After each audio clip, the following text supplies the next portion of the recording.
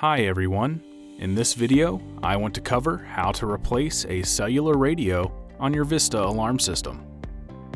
Before we start, there are several things you'll need: a Phillips head screwdriver, the alarm box key. You will also want to call your monitoring company and have them put your alarm system in test mode.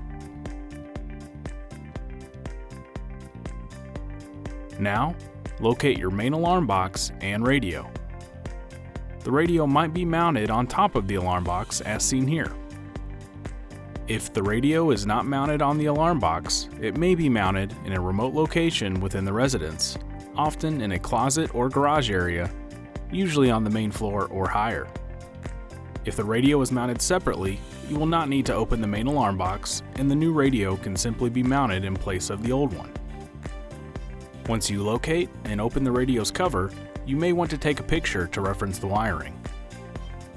If you cannot locate your radio, please contact your security professional for assistance. If your radio is mounted on top of the main alarm box, open the alarm box. If your radio has an antenna connection on top, you can remove this piece and set it to the side as we will not need it. Loosen the locking screw on the front of the radio and open the cover.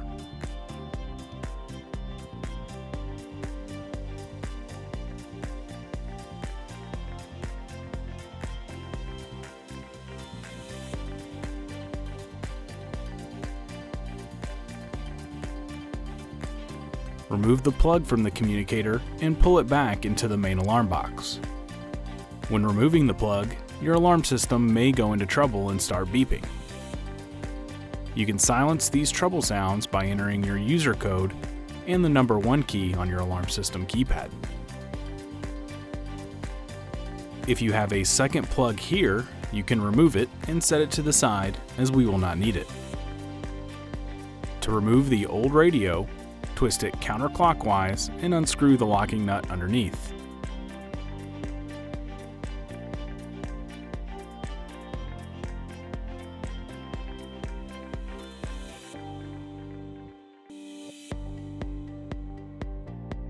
We can now prepare the new radio for installation. If your radio was mounted remotely, you can set aside the hardware package. If your radio was mounted on top of the main alarm box, you will need the threaded mount and locking nut located in the hardware package. Loosen the locking screw on the new radio and open the cover.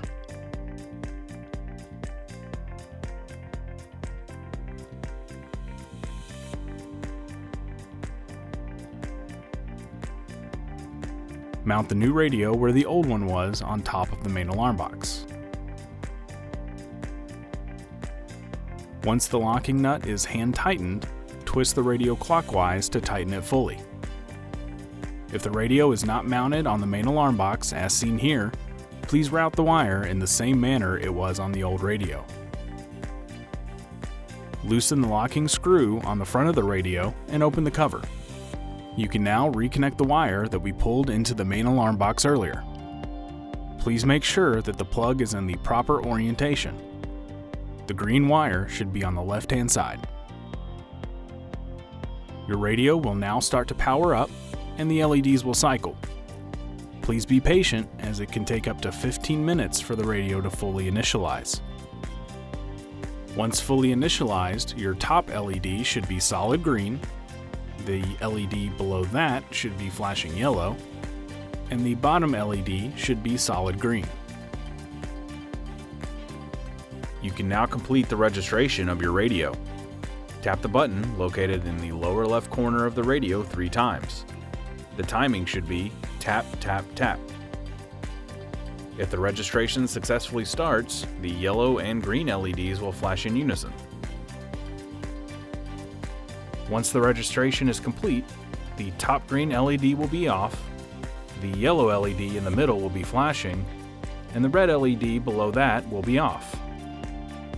You can now close the door on your radio and main alarm box.